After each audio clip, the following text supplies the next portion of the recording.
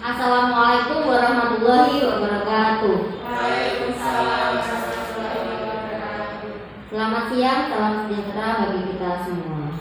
Yang terhormat Ibu Kepala Sekolah Negeri Sragen 1, yang saya hormati Bapak Ibu Guru beserta sosialisasi modul 1 program guru penggerak. Di sini izinkanlah saya menyampaikan sosialisasi modul 1. Sebelumnya saya akan memperkenalkan diri. Nama saya Ida Kusumawardani, TGP Angkatan 4 Kabupaten Sragen tahun 2021. Ya, apa saja yang akan kita pelajari hari ini yang akan saya sosialisasikan? Yang pertama adalah modul 1.1 tentang refleksi filosofi pendidikan Indonesia Ki Hajar Dewantara. Poin 2, nilai dan peran guru penggerak. Poin 3, visi guru penggerak. Dan poin keempat adalah budaya positif. Modul 1, refleksi filosofi pendidikan Indonesia Ki Hajar Dewantara. Di sini diartikan bahwa pendidikan menuntut segala kekuatan kodrat yang ada pada anak-anak agar mereka dapat mencapai keselamatan dan kebahagiaan yang setinggi-tingginya sebagai manusia maupun anggota masyarakat. Di sini anggapan kita dulu anak itu terlahir sebagai kertas putih, kertas kosong. Tetapi menurut filosofi KHD, anak itu tidak terlahir sebagai kertas kosong, bukan tabula rasa. Anak itu terlahir mempunyai kodrat alam, dia mempunyai garis samar-samar. Jadi dia sudah punya bakat potensi dalam diri mereka. Nah, pendidikan di sini bertujuan untuk menebalkan garis-garis tersebut. Setiap anak punya potensi. Misalkan ada anak yang berpotensi dalam bidang sepak bola, tinggal kita menyalurkan saja bagaimana kita tebalkan garis itu. Ada anak yang berpotensi dalam bidang matematika, dia sudah punya bakat di situ, kodrat alamnya. Kita tinggal menebalkan saja. Nah, jadi kita mengubah mindset kita bahwa anak bukan tabula rasa. Anak terlahir bukan dari kertas kosong, tapi sudah punya garis samar-samar, dan pendidikan bertugas untuk menebalkan garis-garis tersebut. Nah, selain itu kita kenal bahwa trilogi pendidikan Ki Hajar Dewantara, ing ngarsa sung tulodo, ing madya manungkarsa, dan tuturi ngendhayani. Itu yang sangat kita kenal dari filosofi KHD. Selain trilogi juga ada trikon, yaitu 3 konsentri, yaitu yang pertama konsentris, kontinuitas, dan konvergensi. Itu saling berhubungan dan sangat mendukung pendidikan Indonesia. Di sini untuk pendidikan guru tidak lepas dari peran seorang guru. Guru diibaratkan sebagai seorang petani. Dan sekolah ini adalah ladangnya, sawahnya. Jadi kita sebagai petani.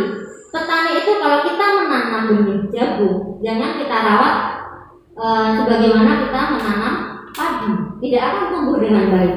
Kalau kita menanam padi, jangan kita rawat sebagaimana kita menanam jagung. Nah, ini diibaratkan bahwa setiap anak memiliki karakter yang berbeda-beda.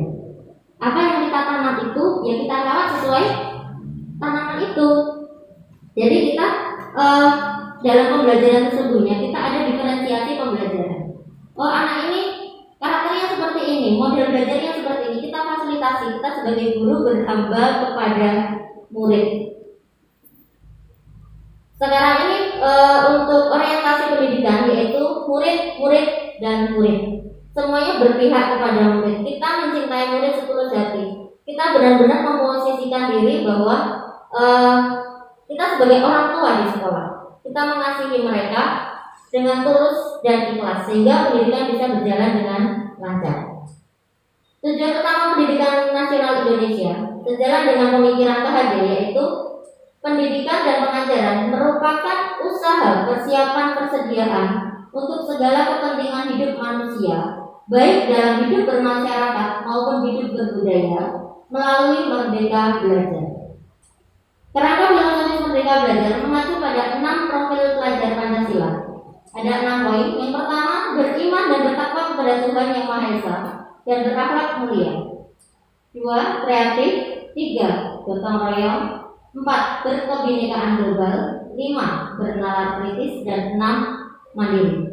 Di sini nanti saya akan ada aksi saya dalam tugas TGP nanti. Saya mengambil 2 poin profil pelajar Pancasila untuk diterapkan di SD 1. Selanjutnya, refleksi filosofi pendidikan Indonesia Ki Hajar Dewantara. Visi guru penggerak mewujudkan capaian merdeka belajar. Guru penggerak ini sebagai upaya pencapaian merdeka belajar. Merdeka belajar itu tercapai apabila 6 profil pelajar Pancasila ini dapat tercapai juga. Di sini ada poin penting. Pelajar Indonesia merupakan pelajar sepanjang hayat yang memiliki kompetensi global dan berperilaku sesuai dengan nilai-nilai Pancasila. Ini sebenarnya adalah tujuan pendidikan kita, tidak lepas dari nilai-nilai Pancasila. Poin berikutnya yaitu modul 1.2, nilai dan peran guru penggerak. Guru penggerak secara sadar menguatkan nilai dan peran guru penggerak dalam dirinya demi menumbuhkan profil pelajar Pancasila dan murid-muridnya.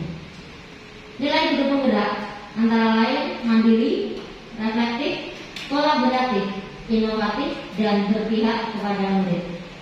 Peran guru penggerak antara lain menjadi pemimpin pembelajaran, menggerakkan komunitas praktisi, menjadi coach bagi guru lain, mendorong kolaborasi antar guru, dan mewujudkan kepemimpinan murid. Berikutnya yaitu modul 1.3, visi guru penggerak. Guru penggerak dapat merumuskan dan mencapai visi yang menumbuhkan profil pelajar Pancasila murid-muridnya melalui inisiatif perubahan yang positif dan apresiatif. Inquiry apresiatif adalah suatu filosofi, suatu landasan berpikir yang berfokus pada upaya kolaboratif menemukan hal positif dalam diri seseorang, dalam suatu organisasi dan dunia sekitarnya, baik di masa lalu, masa kini maupun masa depan. Modul 1.4 ini tentang budaya positif. Untuk mewujudkan visi, guru penggerak perlu menerapkan teori budaya positif, yaitu yang pertama, perubahan paradigma. Kita merubah paradigma kita. Nah, untuk yang kedua, konsep disiplin positif dan motivasi. Ketiga, keyakinan kelas. Keyakinan kelas ini yang dulu pernah kita kenal, yang dulunya kita kenal dengan peraturan kelas. Nah, kalau peraturan kelas itu bersifat memaksa, hanya untuk murid saja, dan ada sanksinya. Nah, kalau keyakinan kelas ini dari kesadaran anak-anak dan guru. Kemudian pemenuhan kebutuhan dasar. Ada beberapa kebutuhan dasar yang dimiliki oleh murid, oleh anak, yaitu yang pertama nanti akan kita bahas di belakang ya. Yang kelima yaitu 5 posisi kontrol, dan yang keenam segitiga restitusi. Perubahan paradigma. Perubahan paradigma yang dulunya adalah stimulus respon sekarang berubah menjadi teori kontrol. Teori kontrol itu bagaimana? Apa saja? Yang pertama, realitas atau kebutuhan kita berbeda. Kebutuhan setiap murid berbeda. Jadi tidak bisa kita samaratakan murid A dengan murid B. Itu seperti di awal tadi saya katakan bahwa mereka punya karakter sendiri dan mereka juga punya kebutuhan sendiri. Setiap orang memiliki gambaran berbeda. Mungkin kita melihat satu titik di papan tulis itu gambarannya berbeda. Kita punya asumsi berbeda. Satu titik itu anak melihat, oh itu tanda titik. Ada juga anak yang melihat tanda titik itu, oh itu kotor. Ada juga yang melihat tanda titik itu coretan. Nah, jadi ada beberapa mindset di situ dalam memandang satu gambaran. Kemudian kita berusaha memahami pandangan orang lain tentang dunia. Ya sudah, itu menurut dia, kita tidak bisa memaksakan kehendak kita kepada orang lain. Semua perilaku memiliki tujuan. Apa yang dilakukan murid itu pasti ada tujuannya. Dia punya alasan sendiri. Tidak hanya dia sekedar ya tanpa sadar melakukan, pasti ada tujuannya. Yang kelima, hanya saya yang bisa mengontrol diri saya. Jadi hanya kita yang bisa mengontrol. Orang lain bisa memberikan saran, orang lain bisa memberikan masukan, tetapi keputusan tetap ada pada diri saya sendiri. Kita bisa memberikan saran, masukan kepada orang lain, tetapi tetap orang lain yang bisa memutuskan. Kita tidak bisa memaksakan, tidak bisa mengontrol orang lain. Kemudian yang ketujuh, kolaborasi dan konsensus menciptakan pilihan-pilihan baru.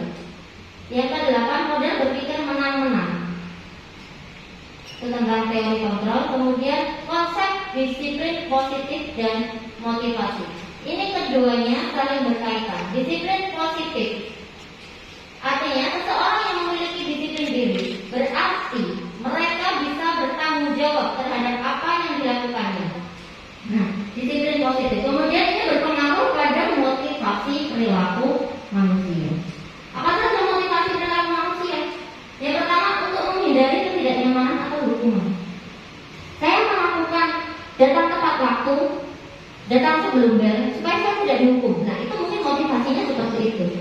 Ya, jadi ada motivasi perilaku manusia. Seperti yang saya sampaikan tadi, setiap perilaku ada tujuannya. Setiap apa yang dilakukan anak ada tujuannya. Yang kedua, untuk mendapatkan imbalan atau penghargaan dari orang lain. Imbalan atau penghargaan itu bisa berupa pujian. Oh iya, pintar nak, kamu datang pagi. Nah, hanya untuk itu saja, bukan dari kesadaran diri. Kemudian untuk menjadi orang yang mereka inginkan dan menghargai diri sendiri dengan nilai-nilai yang mereka percaya. Disiplin itu sulit, tetapi lebih sulit lagi kalau tidak disiplin. Di sini poinnya. Jadi disiplin sudah sadar dari dirinya sendiri, bukan karena apa-apa, bukan karena ingin dipuji, bukan karena supaya tidak dihukum. Yang berikutnya yaitu keyakinan kelas. Arti dari keyakinan yaitu nilai-nilai kebijakan atau prinsip-prinsip universal yang disepakati bersama secara universal, lepas dari latar belakang suku, negara, bahasa, maupun agama. Kemudian ini dihukum oleh penghargaan. Ini pengaruh jangka pendek dan jangka panjang. Penghargaan yang diberikan guru itu berpengaruh pada jangka pendek dan jangka panjang. Kalau dia mendapatkan penghargaan, mendapatkan pujian lah minimal, itu pujian, dia akan bangga. Tetapi saat dia tidak menerima pujian, dia akan melopro dalam bahasa Jawa. Kemudian penghargaan tidak efektif. 3. Penghargaan merusak hubungan. Misalkan dalam hal tanya jawab secara lisan dari guru ke murid. Anak yang bisa menjawab kita beri permen. Anak yang tidak bisa menjawab tidak kita beri permen. Akhirnya dia akan terjadi hubungan yang tidak baik. Dia dapat permen, saya tidak dapat. Nah, kemungkinan juga terjadi seperti ini kasus di dalam kelas. Kemudian yang keempat, penghargaan mengurangi ketepatan dan penghargaan dapat menghukum. Hukuman, sanksi, dan restitusi. Hukuman ini dapat menciptakan identitas gagal. Jadi sebisa mungkin kita meminimalisir adanya hukuman. Sekarang tidak dalam bahasa Jawanya wis ora usum dihukum fisik, apalagi ya sudah tidak usum seperti itu. Nah, untuk disiplin, sanksi, dan konsekuensi ini termasuk ke dalam identitas berhasil atau sukses.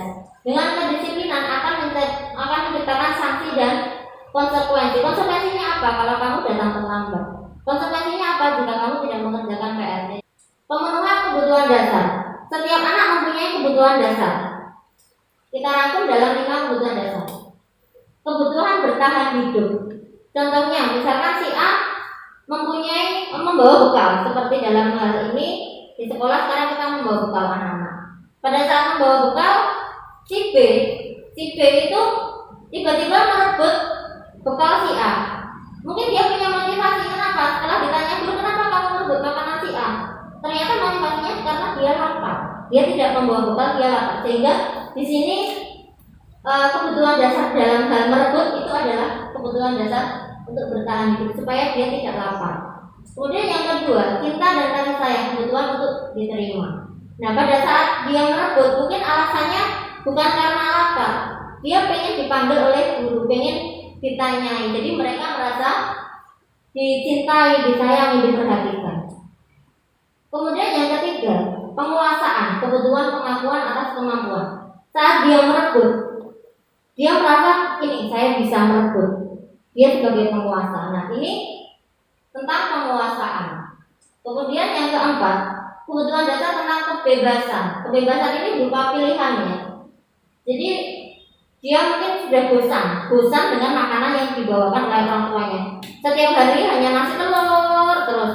Mungkin temannya membawa burger lah, membawa sayur. Nah, jadi dia kepengen. Jadi ini tentang kebutuhan kebebasan. Yang kelima yaitu tentang kesenangan, kebutuhan untuk merasa senang. Maksudnya dia hanya iseng aja. Ya udah, kenapa kamu kok malah rebut makanan teman? Gak apa-apa, saya iseng aja. Nah, itu termasuk ke dalam kebutuhan kesenangan. Nah, ini tentang budaya positif, 5 posisi kontrol. 5 posisi kontrol ini yang perlu kita lakukan dalam pendidikan sekarang ini sebagai guru. Yang pertama yaitu menghukum dan membuat orang merasa bersalah. 2 ini kalau bisa kita hindari karena ini dapat menciptakan identitas gagal. Jadi kalau kamu melakukan ini, akan saya kunci di kamar mandi. Itu termasuk menghukum dan membuat identitas gagal. Sehingga tujuan anak dalam melakukan sesuatu bukan karena kesadaran diri, tanggung jawab dan disiplinnya, tetapi karena takut untuk dihukum supaya tidak dikurung di kamar mandi. Nah ini kalau bisa, ini kita hindari. Kita bisa melakukan dari proses yang sederhana, yaitu kita berperan sebagai teman. Ayo dong, kita bersama-sama yuk berbuat baik. Yuk kita bersama-sama datang sebelum jam masuk. Nah itu kita sebagai teman. Nah ini termasuk perilaku kontrol positif. Tetapi motivasinya motivasi eksternal karena ada yang mengajak dari orang lain. Kemudian pemantau ini, jadi kalau ada murid yang bersalah, itu seorang pemantau, guru sebagai pemantau itu dia menghitung kamu sudah 3 kali melakukan kesalahan, jadi dipantau terus. Ini guru sebagai pemantau. Alangkah baiknya kalau kamu bisa memperbaiki dirimu. Nah, yang paling baik yang kita harapkan adalah sebagai manajer. Manajer ini dari kontrol diri. Jadi benar-benar anak itu melakukan segala sesuatu itu dari dirinya sendiri. Kita hanya menggiring saja. Ini termasuk dalam identitas berhasil atau sukses, sehingga merdeka belajar benar-benar bisa terwujud. Nah, jika ada permasalahan di dalam kelas, kita bisa memakai 5 posisi kontrol itu. Salah satu 5 posisi kontrol, ada 2 tadi yang kita hindari. Nah, ini langkah-langkahnya. Ini tidak harus urut dari menanyakan keyakinan, menstabilkan identitas dan validasi tindakan yang salah. Ini ada segitiga restitusi untuk penyelesaian masalah yang ada di kelas atau seorang murid. Contohnya adalah menanyakan keyakinan. Nah, contohnya ini pertanyaannya, keyakinan kelas apa yang telah kita sepakati? Jadi anak mengulas kembali, kita punya keyakinan kelas apa? Menstabilkan identitas. Kamu bukan satu-satunya yang pernah melakukan ini. Ada loh temanmu yang sudah pernah melakukan seperti ini. Nah, kemudian validasi tindakan yang salah. Kamu tentunya punya alasan mengapa melakukan ini. Jadi tidak serta-merta kita menyatakan kamu salah, tidak. Tetapi ada proses-proses supaya anak itu menyadari kesalahannya dan mencari konsekuensi apa yang harus dia lakukan. Nah, ini adalah ancaman tindakan untuk aksi nyata saya. Judul modulnya yaitu mewujudkan murid yang berakhlak mulia dan mandiri. Ini adalah judul aksi nyata saya. Latar belakangnya apa? Kenapa saya mengambil judul akhlak mulia dan mandiri ini? Latar belakangnya adalah di era digitalisasi ini diperlukan karakter murid yang tetap menjaga budaya timur Indonesia, dan karakter tersebut tertuang dalam profil pelajar Pancasila. Tujuannya dapat membiasakan murid untuk berakhlak mulia dan mandiri.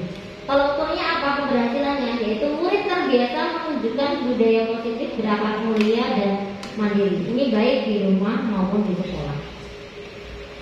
Nah, ada langkah-langkah yang akan saya lalui untuk mewujudkan murid yang berakhlak mulia dan mandiri. Yang pertama adalah menyampaikan prakarsa perubahan kepada kepala sekolah. Ini sudah kami sampaikan kepada kepala sekolah. Yang kedua, menggerakkan rekan-rekan guru untuk bersama-sama mewujudkan budaya positif. Nah, ini sedang berlangsung ya. Jadi menggerakkan rekan-rekan guru supaya kita bersama-sama mewujudkan budaya positif. Kalau saya berjalan sendiri tidak akan bisa tanpa bantuan panjenengan semua. Yang ketiga, berkolaborasi dengan rekan guru untuk bersama-sama mewujudkan budaya positif. Kolaborasi kita ini tidak hanya dengan guru kelas, kita juga membutuhkan guru mapel. Semua akan terlibat. Tidak hanya guru saja, karyawan juga bisa. Perpustakaan, pustakawan, bapak penjaga itu juga masuk ke dalam kolaborasi. Kemudian yang terakhir adalah memastikan tersedianya sarana dan prasarana yang dibutuhkan, karena ada beberapa kertas yang kita butuhkan untuk pembudayaan positif ini. Dukungannya apa yang kami butuhkan? Yaitu alat ibadah, alat prokes, alat siram tanaman, tempat sampah, stiker atau toa. Berikutnya murid, kepala sekolah, guru kelas, guru mapel, pustakawan, penjaga sekolah. Ini dukungan dari penjenengan juga kami butuhkan. Yang terakhir adalah kolaborasi dengan pihak yang bersangkutan. Ini adalah program kami, program aksi nyata budaya positif yang akan kami terapkan di semua kelas SD Negeri 1 Sragen. Yang pertama adalah beribadah. Beribadah ini tentang sholat duha. Jadi pembiasaan sholat duha untuk anak-anak SD 1. Kemudian yang B, melaksanakan kedisiplinan dan kemandirian. Disiplin tidak hanya disiplin waktu, tapi juga disiplin pakaian, disiplin penampilan, disiplin dalam pengerjaan tugas, ini juga termasuk.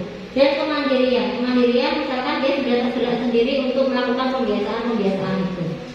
Yang ketiga adalah melaksanakan prokes, tetap patuh prokes. Jadi setiap kita melihat anak yang tidak memakai masker, tidak mencuci tangan, lepas masker, itu kita bisa langsung menegurnya. Yang keempat, laksanakan budaya 5S, senyum, salam, sapa, sopan santun. Kalau melihat saling berpapasan, kita saling senyum, saling menyapa, itu sangat dibutuhkan karena sekarang banyak yang super cuek ya, jadi lewat saja, tidak ada yang budaya kita membungkuk melewati orang tua, itu tidak ada. Jadi kita mulai bisa membiasakan hal itu. Yang kelima, menggalakkan perawatan tanaman di depan kelas masing-masing. Ini sangat mendukung program sekolah juga tentang adiwiyata. Jadi kita merawat tanaman di depan kelas masing-masing. Dari 5 program ini, apakah ada yang mau ditanyakan Bapak Ibu? Monggo.